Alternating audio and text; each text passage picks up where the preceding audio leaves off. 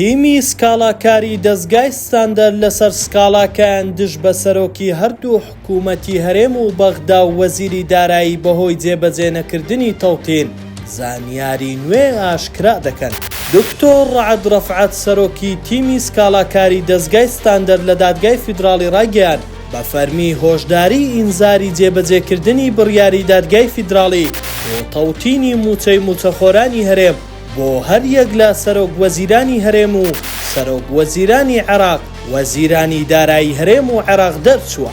دەژڵێت ئەگەر هۆشداریەکە جێبەجێ نەکەن ئەوە داواکە دەگۆڕێت بۆ سزا و سکاڵا لەسەر خودی ئەو بەرپرسانە تۆمار دەکەین و دواتر دادگا سزاکانیان دیاری دەکات. دکتۆر ڕەعەد ڕاشیگەیاند بە گوێرەی دەستوری عێراق هەر بڕیارێک لەلایەن دادگاوە دەربچێت دەبێت جێبەجێ بکرێت، بەڵام لە ئەگەری جێبەجێ نەکردنیاندا ئەوە دەتوانی سکاڵا لەسەر خودی ئەو کەسە تۆمار بکەیت کە پۆستەکەی هەیە و بڕیارەکە جێبەجێ نەکردووە. دواتر دادگا بڕیار دەدات ئەو کەسە سزاکەی غەرامەیە یان زیندانی. لە مانگی شوباتی ساڵی ڕابردوو دادگای فیدراڵی عێراق بڕیاری بە تەوتینکردنی مووچەی فەرمانبەران و مووچەخۆرانی هەرێمی کوردستانی لە ڕێگەی بانکە فیدراڵیەکانەوەدا. هەرچەندە بڕیارەکانی دادگا ئیلزامیە و حکوومەتی هەرێم و ناوەند ناچار دەکات پابەند بن، بەڵام هێشتا بڕیارەکە جێبەجێ نەکراوە. دکتۆر ڕەعەد لەم بارەیەوە دەڵێت لە ئێستادا بە نووسراوی فەرمی هۆشداری بە هەر یەک لە محەممەد شیع سوودانی سەرۆک وەزیرانی عێراق و تەیب سامی وەزیری دارایی عێراق و مەسعود بارزانی سەرۆک وەزیرانی هەرێم و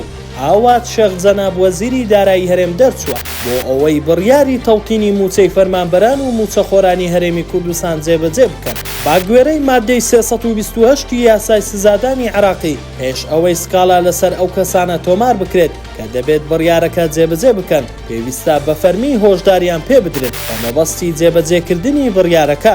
ئەگەر هەر بڕیارەکە جێبەجێ نەکرا ئەوە دەتوانرێت سکاڵا لەسەر خودی کەسەکان تۆمار بکرێت. هەر لەم بارەوە ماوەسا عەلی بابان ئەندامی دەستەی سکاڵاکاری دەستگای ستاندەر لە دادگای فیدراڵی ڕاگەیاند لە دادگای دادنووسی بەکرەجۆ هەر یەک لە محەممەد شیع سوودانی و تەیب سامی و مەسعود بارزانی و ئاوات شێخ جەناب ئینزار کراون بۆ جێبەجێکردنی بڕیاری دادگای فیدراڵی لەبارەی مووچەی فەرمانبەرانی هەرێم.